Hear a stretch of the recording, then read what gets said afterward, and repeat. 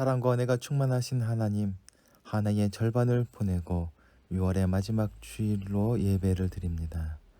새해를 시작한 것이 엊그제 같은데 어느덧 반년의 세월이 흘렀습니다.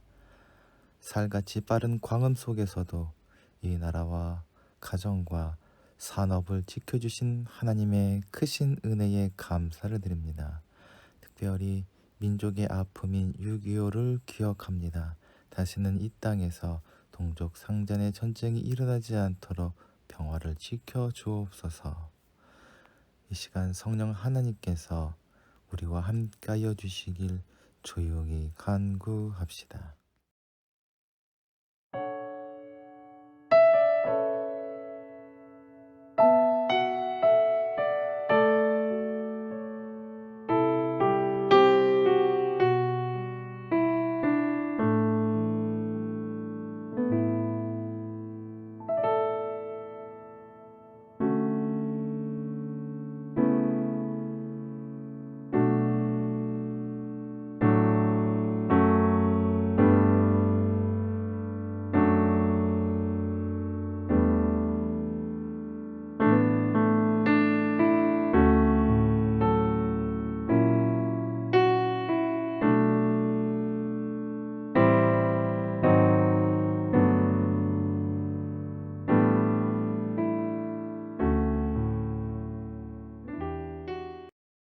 은혜와 사랑의 하나님, 고단했던 한 주일의 삶을 뒤로하고 간절한 심정으로 주님 앞에 나왔습니다. 저희 모든 것이 주님께로부터 왔음을 고백하오니 어떠한 고난의 순간과 어려움 속에서도 오직 창조주 하나님께만 소망을 두고 기쁨과 감사로 예배하고 기도하는 저희들이 되게 하여 주시옵소서. 우주 만물을 창조하시고 세상을 다스리시는 하나님, 주님께서 이 나라와 이 민족을 사랑하셔서 유구한 역사 속에 동행하시고 은혜를 베풀어 주셨음을 고백합니다.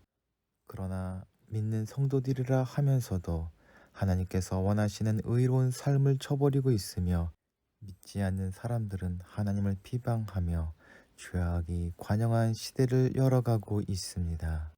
우리의 모든 어리석음과 죄악을 주님 앞에 내어놓사오니 긍휼히 여기시사 용서하여 주시고 생명의 길을 걸어갈 수 있도록 저희를, 이 나라를 인도하여 주시옵소서. 사랑의 주님, 이 민족이 심한 몸살을 앓고 있습니다. 이제 방종에서 깨어나 정신을 차리게 하시옵고 진정으로 이 민족이 살 길은 주님뿐임을 깨닫게 하여 주시옵소서. 정치하는 지도자들이 깨어나기를 원합니다. 국민을 위한 일을 할 수 있는 정치인들이 나타날 수 있게 하시옵소서. 국민의 마음을 헤아리며 국민들이 잘 사는 나라를 위해서 헌신할 수 있는 정치가들이 나와서 이 나라가 밝고 아름다운 미래가 보이는 나라가 되게 하여 주시옵소서. 아울러 지금 나라가 경제적 위기 가운데 있습니다. 간절한 저희들의 기도를 들으시고 이 나라가 경제적 위기로부터 벗어날 수 있도록 인도하여 주시옵소서. 서민들의 눈물을 닦아주시고 약자들이 가슴을 펴고 살 수 있는 나라가 되게 하여 주옵소서. 예배로 나아가는 예한 공동체 식구들을 기억하여 주시옵소서. 주님과 동행할 수 있는 주님의 지혜와 은혜를 구하는 저희에게 말씀 가운데 하늘의 지혜를 들려주시고 간구할 때마다 하늘의 위로와 은혜로 저희 마음을 채워주시옵소서. 험한 세상을 살아갈 때 필요한 것들을 이미 주님께서 하시오니 필요한 물질을 풍성하게 채워주시고 저희 모든 연약함을 내어 놓사오니 강건케 하여 주시옵소서. 불경기에 조짐이 보이고 있는 때에 문봉 책방소를 기억하여 주시옵소서. 원재료들의 가격이 많이 올라 경영이 힘이 든 줄 압니다. 이 어려움들이 주님의 은혜를 누릴 수 있는 기회가 되게 하여 주시옵소서. 주님 은혜 안에서 좋은 소문이 많이 나고 있사오니 맛집으로 더욱 소문이 나게 하시고 수고하여 만든 빵들마다 사람들을 기쁘게 하고 더 많은 사람들이 찾아와 그 기쁨을 함께 누릴 수 있게 하여 주시옵소서. 우리 구주 예수 그리스도의 이름으로 기도하옵나이다.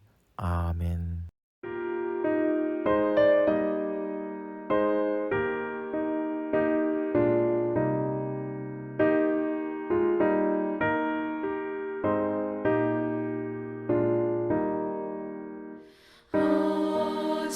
어지러운 세상 중에 기쁜 소리 들리네.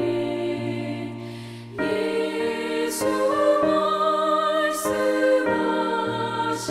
말씀하시기를 믿는 자여 따르라. 세상 헛된 신과 영화 모두 내어버렸네.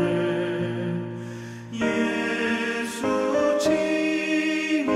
진리하신 말씀 날 더 귀히 여겨라.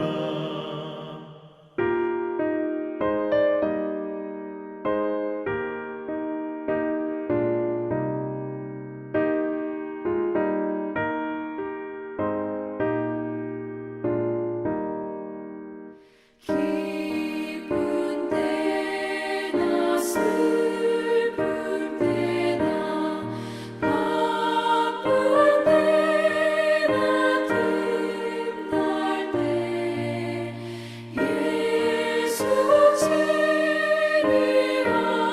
진리하신 말씀 날 더 귀히 여겨라.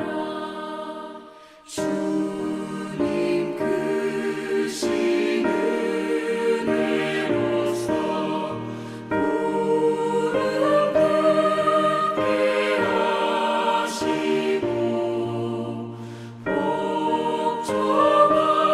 복종하는 마음을 주사 따라가게 하소서.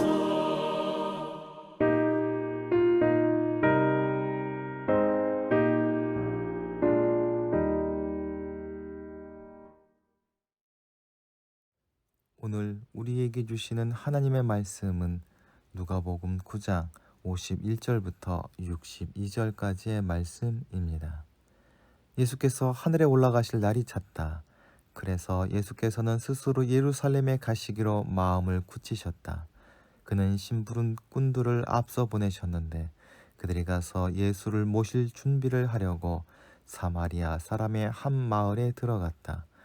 그러나 그 마을 사람들은 예수께서 예루살렘으로 가시는 도중이므로 예수를 맞아들이려 하지 않았다. 그래서 제자인 야고보와 요한이 이것을 보고 말하기를 주님, 불이 하늘에서 내려와 그들을 태워버리라고 우리가 명령하면 어떻겠습니까? 하였다. 예수께서 돌아서서 그들을 꾸짖으셨다. 그리고 그들은 다른 마을로 갔다. 그들이 길을 가고 있는데 어떤 사람이 예수께 말하기를 나는 선생님이 가시는 곳이면 어디든지 따라가겠습니다 하였다. 예수께서는 그에게 말씀하셨다.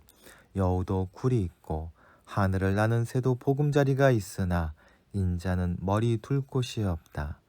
또 예수께서 다른 사람에게 나를 따라오너라 하고 말씀하셨다. 그러나 그 사람은 주님, 내가 먼저 가서 아버지의 장례를 치르게 허락해 주십시오 하였다. 그러나 예수께서는 그에게 죽은 사람의 장례는 죽은 사람들이 치르게 두고 너는 가서 하나님의 나라를 전파하여라 하고 말씀하셨다. 또 다른 사람이 말하였다. 주님, 내가 주님을 따라가겠습니다. 그러나 먼저 집안 식구들에게 작별 인사를 하게 해 주십시오. 예수께서는 그에게 말씀을 하셨다. 누구든지 손에 쟁기를 잡고 뒤를 돌아보는 사람은 하나님의 나라에 합당하지 않다. 아멘.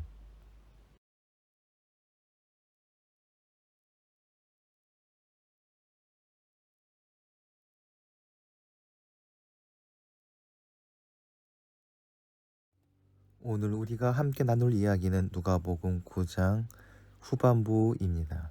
9장에 기록된 변화산의 이야기를 기점으로 주님에 대한 새로운 이야기가 시작이 됩니다. 주님은 예루살렘으로 여행을 시작하십니다. 여기서 예루살렘은 십자가에서 죽음을 의미합니다.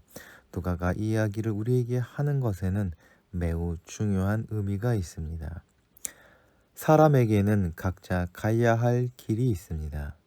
그 길을 가지 않을 때에는 문제가 생기게 됩니다.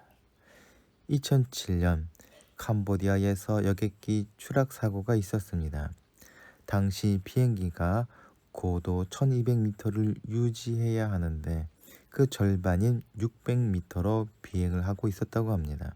비행기의 고도를 높이라는 관제탑의 경고에 대해 조종사는 이 지역 지리는 내가 잘 알고 있다고 하면서 저공 비행을 하다가 사고가 나서 많은 생명이 희생당하였습니다. 아무리 뛰어난 비행 기술을 가지고 그 지역의 지리를 잘 아는 조종사라 할지라도 하늘의 길을 따라가야만 사고를 막을 수 있습니다. 배의 선장은 해로를 따라가야 암초의 위험에서 배를 지킬 수 있으며 자동차도 차도를 따라가야만 안전할 수 있습니다. 캄보디아 비행기 조종사가 잘못된 길을 갈 때 주위에서 경고하였음에도 그것을 묵살하고 잘못된 길을 가다가 되돌릴 수 없는 참사가 일어나고 말았습니다. 그렇다면 우리가 그리스도인으로서 바른 길을 걸어가고 있는지, 예수님의 제자로서 가야 할 길을 가고 있는지 잠깐 멈춰서 돌아봐야 할 것입니다. 그 기준은 내 자신의 기분이나 만족감에 있지 않고 반드시 주님의 말씀이 되어야 할 것입니다. 주님의 이야기를 통해서 우리가 제대로 된 제자의 길을 걸어가고 있는지 깊이 생각해 보도록 합시다. 주님께서 변화산에서 내려온 후 예수님과 제자들은 예루살렘으로 가게 되었습니다. 예루살렘으로 가는 가장 짧은 길은 사마리아 땅을 지나는 길이었습니다만 유대인들은 시간이 아무리 오래 걸리더라도 사마리아 땅을 밟지 않고 돌아가는 길을 이용하였습니다. 그만큼 두 민족 사이는 좋지 않았습니다. 그런데 사마리아인들은 완전히 유대인들과 다른 민족이 아니었습니다.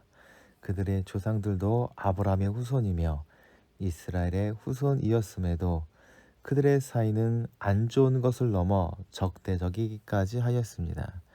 유대인과 사마리아인이 갈라지게 된 것의 시작은 이스라엘 왕국이 남과 북으로 갈라질 때부터라고 할 수 있습니다. 여기서 북왕국이 남왕국보다 150여 년 먼저 아수르에게 멸망당하였는데 그때 많은 사마리아인들이 강제 이주를 당하였고 아수르의 혼혈 정책으로 인하여 이방 민족들과 결혼하는 일들이 벌어졌습니다. 이에 비해 남왕국의 유대인들은 순수한 혈통을 지키고자 애를 쓰기도 하였지만 그들을 정복한 바벨론인들은 아수르처럼 혼혈 정책을 쓰지 않았습니다. 그 결과 유대인들은 자기네만 순수한 하나님의 백성이라 여기며 더러운 이방인들의 피가 섞인 사마리아인들을 자신들과 구별짓기 시작하였고 그들과 상종하지 않았습니다. 그렇게 왕래하지 않으며 수백 년을 보냈습니다. 이런 상황 속에서 예수님께서 사마리아를 지나 예루살렘으로 가는 길을 선택하신 것입니다. 예수님의 특별한 여행은 예수께서 하늘에 올라가실 날이 찼다는 구절로 시작됩니다. 하늘로 올라가실 날이란 예수님의 죽음과 부활 그리고 승천을 아우른 의미로서 즉 세상을 떠나실 때를 일컫는 것입니다. 그날을 아시는 주님은 예루살렘이란 분명한 목적지로 여행을 시작하십니다. 죽음이 기다리고 있는 예루살렘으로 향하는 여행을 시작하시는 예수님의 비장한 모습이 우리 눈에 선합니다. 예수님께서 활동하시던 갈릴리에서 예루살렘으로 가기까지는 7일 정도의 시간이 필요했습니다.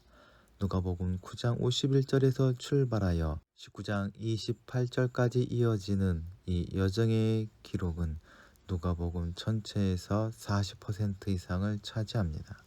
누가는 예루살렘으로 가는 이 여행길을 다른 공관복음 저자들보다 자세하게 기록하고 있습니다. 그 기록의 시작이 바로 51절입니다. 그리고 누가복음을 따라 19주일 동안 우리는 주님과 동행하게 될 것입니다. 이제 이번 주부터 그 여행을 시작합시다. 누가가 예루살렘으로 가는 여행의 이야기를 중요하게 다루는 것은 주님을 따라 제자로 살아가는 삶이란 무엇인지를 우리가 깨닫기를 원해서일 것입니다.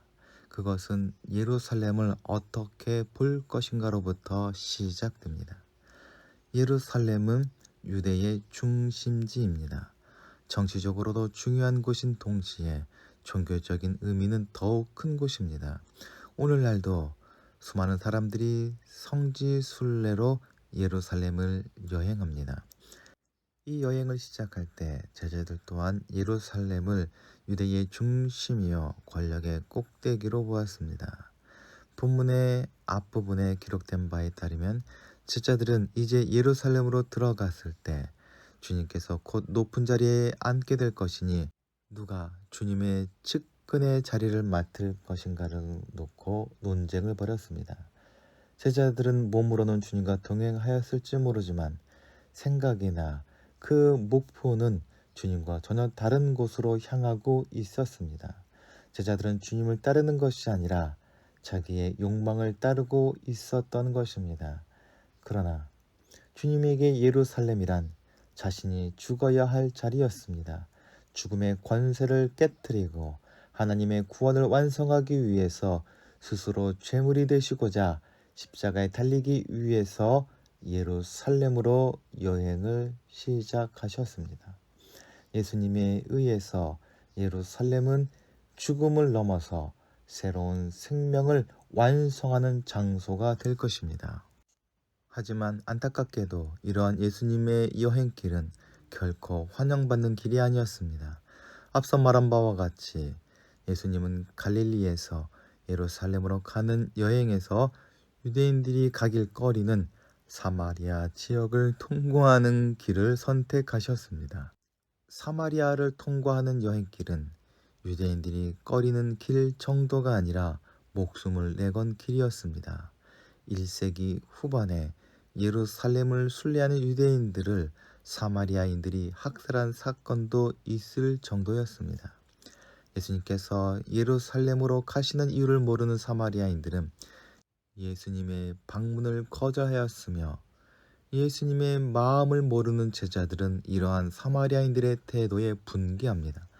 야고보와 요한은 예수님께 이런 사마리아 사람들을 불을 내려 처단해 달라고 하늘에 요구하자고 요청하기까지 합니다. 이 모든 것은 예수님이 누구신지, 주님이 왜 이 땅에 오셨는지 이해하지 못한 결과이며 이러한 사마리아 마을의 모습은 예수님 이후 오늘날까지 주님의 제자들이 맞닥뜨리는 세상의 모습이기도 합니다. 여전히 세상은 예수님을 모르기에 복음을 거부하고 교회를 적대시합니다.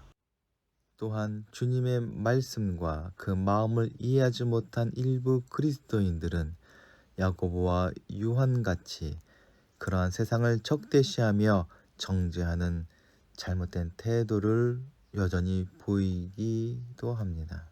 주님을 알지 못하고 오히려 대적하는 세상을 향해 하늘의 복음을 전하며 하늘의 생명을 나누는 일은 그렇게 결코 쉬운 일이 아닙니다. 그러나 주님께서 그랬던 것처럼 우리도 그 세상을 외면해서는 안 됩니다. 주님은 일부 사마리아인들에게 배척을 당하셨어도 어떤 원망도 하지 않으시고 앙심도 품지 않으셨습니다. 나아가 주님은 참 그리스도인의 모습을 사마리아 사람에게서 찾으셨습니다. 선한 사마리아인의 비유를 통해 이상적인 신앙인의 모습을 사마리아인을 통해서 이야기하셨음을 우리는 기억합니다. 나아가 예수님은 자신들을 배척하는 사마리아 마을을 벌하자는 제자들을 꾸짖으십니다. 너무나 이상한 것은 자신을 거절했던 사마리아 마을에는 아무런 꾸지람도 하지 않으셨지만 예수님이 받은 냉대 때문에 분노한 제자들을 꾸짖으십니다. 제자들을 꾸짖으신 예수님께서는 여전히 다른 사마리아 마을을 찾아가십니다. 예수님의 마음은 세상이 자신들의 죄를 따라 벌을 받기를 원하는 것이 아니라 자신으로 말미암아 세상이 구원을 받아 생명을 누리게 하려는 것이었기에 제자들은 책망을 받았던 것입니다. 제자들이 가야 할 길은 세상 사람들이 가는 길과 다르며 제자들을 바라보시는 주님의 눈은 세상을 바라보는 눈과 전혀 다릅니다. 주님을 따르는 제자의 길은 어떻게 다른지 주님의 이야기에 귀를 기울여 봅시다. 세상을 구원하시기 위해서 가신 주님의 길은 결코 쉬운 길이 아니었습니다. 주님이 가신 길이 어떤 길인지 누가는 주님을 따르겠다고 찾아온 사람들과 대화를 통해서 우리들에게 알려줍니다. 주님께서 예루살렘으로 가실 때에 예수님을 따르겠다고 하는 사람들이 나타납니다. 그리고 어떤 사람은 나를 따르라는 예수님의 권유를 받습니다. 그렇다면 그들이 주님을 따를 때에 걷게 될 길은 어떤 길입니까? 주님의 소문을 듣고 찾아온 사람들이 예수님께 말합니다. 어디로 가시든지 나는 따르겠습니다. 그 역시 제자들처럼 주님께서 출세하셨을 때 뭔가 좋은 자리를 얻기 위해 찾아온 것일까요? 주님은 그들에게 말씀하십니다. 여우도 굴이 있고 공중에 새도 집이 있지만 인자는 머리 둘 곳이 없다. 주님의 이 말 속에는 주님을 따를 때에는 어떠한 보상도 기대할 수 없음을 일러두는 것입니다. 더 나아가 고난 당할 것을 각오해야 한다는 의미도 숨겨져 있습니다. 이어서 계속 말씀을 읽어보자면 또 예수께서 다른 사람에게 나를 따라오너라 하고 말씀하셨다. 그러나 그 사람은 주님, 내가 먼저 가서 아버지의 장례를 치르게 허락해 주십시오 하였다. 그러나 예수께서는 그에게 죽은 사람의 장례는 죽은 사람들이 치르게 두고 너는 가서 하나님의 나라를 전파하여라 하고 말씀하셨다. 또 다른 사람이 말하였다. 주님, 내가 주님을 따라가겠습니다. 그러나 먼저 집안 식구들에게 작별 인사를 하게 해 주십시오. 예수께서는 그에게 말씀하셨다. 누구든지 손에 쟁기를 잡고 뒤를 돌아보는 사람은 하나님의 나라에 합당하지 않다. 여기까지 읽게 되면 우리는 당황스러워집니다. 인간의 당연한 도리를 하겠다는 사람들에게 주님은 모든 것을 무시하고 자신을 따르는 것을 우선하라고 하십니다. 그러면서 제자로서의 삶의 원칙에 대해 말씀하십니다. 예수님은 이 원칙을 손에 쟁기를 잡고 뒤를 돌아보지 말라라는 표현으로 우리들에게 각인시키십니다.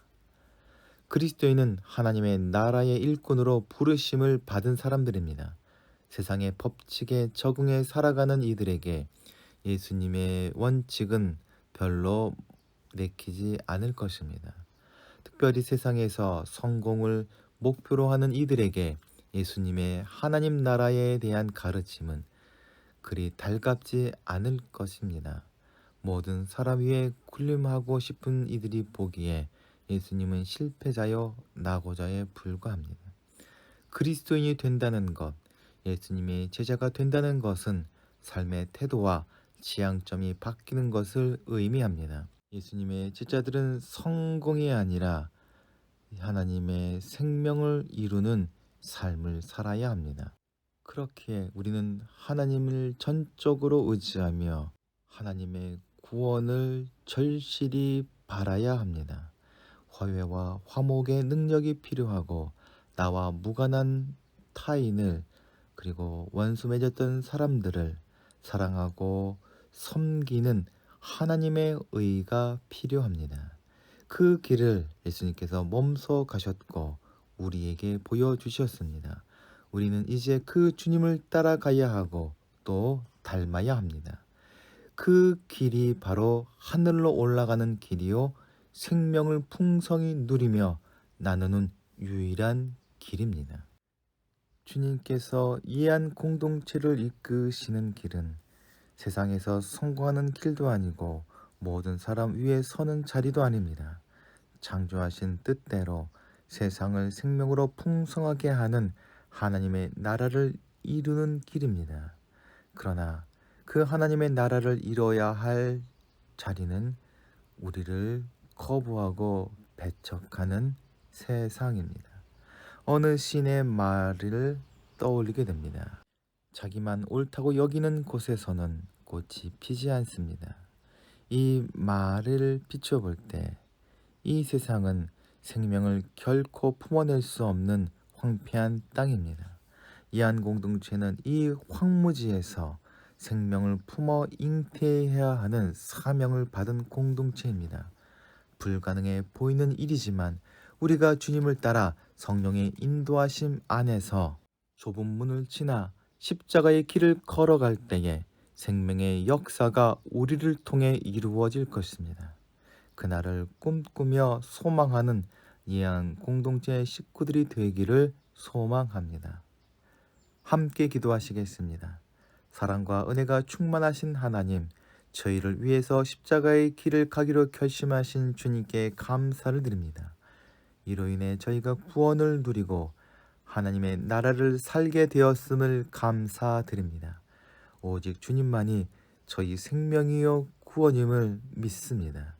이제 저희가 주님을 따라 사는 제자의 길을 걷게 하시사 주님의 부르심을 따라 세상을 위해서 자신을 희생하는 십자가의 삶을 살 수 있도록 용기를 주시고 저희와 동행하여 주시옵소서. 우리 구주 예수 그리스도의 이름으로 기도하옵나이다. 아멘. 함께 공동체의 고백을 하시겠습니다. 하나, 우리는 문제가 있습니다. 둘, 문제에는 끔찍한 대가가 있습니다. 셋, 하나님은 해결책을 가지고 계십니다. 넷, 그 해결책은 믿음으로 누립니다. 지금은 세상 끝날까지 우리를 버리지 아니하시고 함께 하시는 예수 그리스도의 은혜와 하나님의 극진하신 사랑하심과 우리를 진리 가운데로 인도하시는 성령님의 감화 감동하심과 교통하심이 이 시간 머리 숙인 이한 공동체 식구들 위에 이제부터 영원토록 함께 하시기를 간절히 축원하옵나이다. 아멘.